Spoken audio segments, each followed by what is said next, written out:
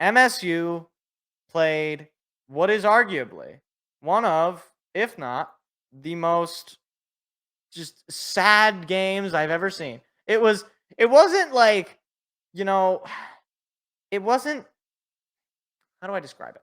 So, like when you play a game and you get really close to beating the boss and then you die at the last minute? It was kind of like that, except like you just didn't think you were gonna beat the boss. Like it was like one of those things where like, okay, you ever play like an RPG and you're like kind of under leveled, like you didn't grind up, you didn't like really upgrade the right things, and you're fighting a really tough boss, and like you're looking like you're doing pretty good, like you're still in it, and you don't know what's going on, and like at the very end, you just sort of lose, and you're just like, oh, well, that sucks.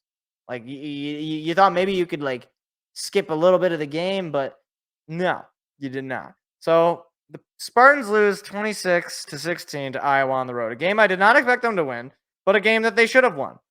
They were down just 10-9 at the half, and they went up. They were up 16 to 10, I believe, for a little bit there. Then they were up 16 to 13. They were up 16 to 13 going into the fourth quarter. And they didn't score a single point in the fourth quarter. They gave up 13 unanswered in the fourth quarter. Now, you look at this on paper and you're like, well, the Hawkeyes, they don't have a great offense, but they're at home. Michigan State doesn't have a good defense. And Cade McNamara. Now, wait a second.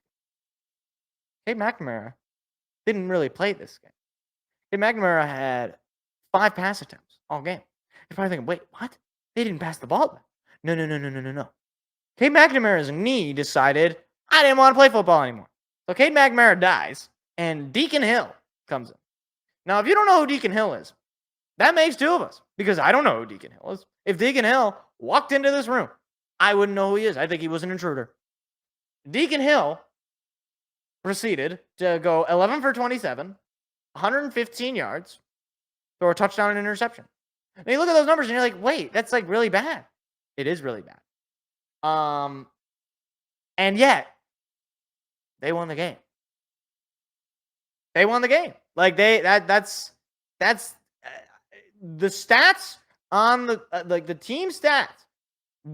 We were 3 for 15 on third down. We were 1 for 2 on fourth down. We had a total of 349 yards, 193 passing, 156 rushing. Every statistical measurement on offense, we looked better. Okay? We had the ball for 7 more minutes than them. And despite that, we still lose. We still lose.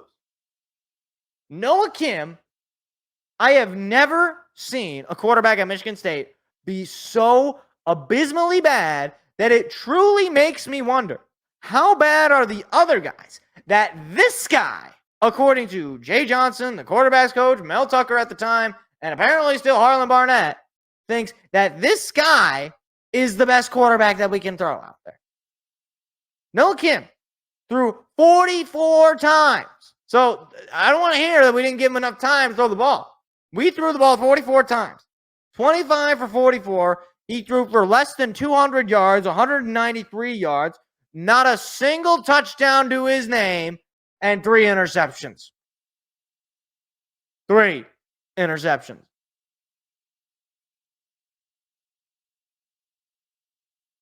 I quit. I don't know what to do with it. This is like, we might not win another game. I mean, like, we offensively, we could put up a bunch of nice looking numbers. We can put up a bunch of total yards. We can hold on to the ball for a lot of time. One problem, we can't score. We can't finish drives.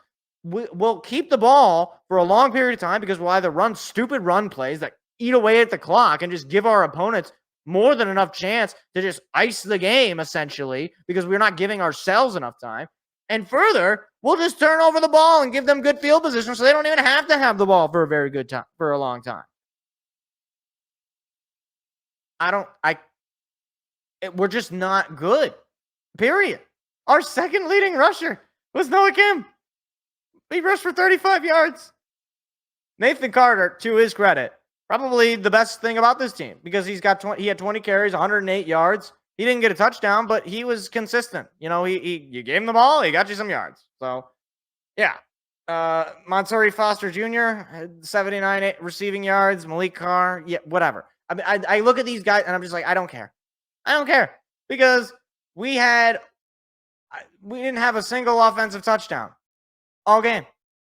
We had a defensive score, which was a scoop and score from Cal Halliday. Nobody else had a touchdown. Nobody on offense had a touchdown.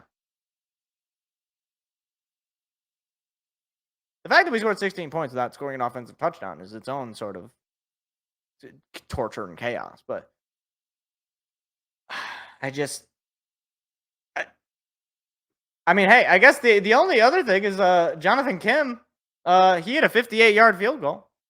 That was pretty cool. Anybody?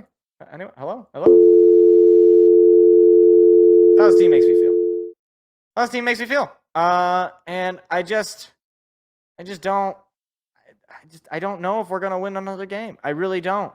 And MSU, thank the Lord, is on a bye this week. So we don't have to worry about MSU hurting our weekend this week.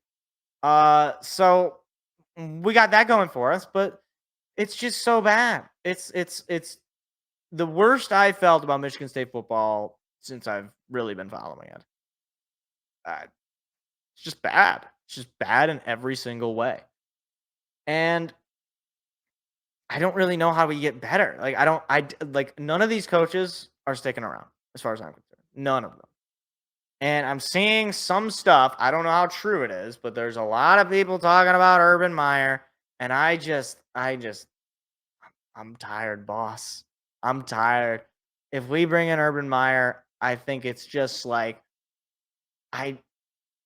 we've just run out of ideas. We just don't know what to do. Let's just get Urban Meyer. And I don't know. He hasn't coached a college game in like 5 years, but whatever. Who cares? He's a name. People recognize him.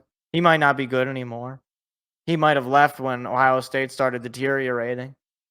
And whatever. He's like 100 years old. Maybe he wants to coach. And maybe he'll be a good coach. I don't know. I kind of doubt it. But I don't know.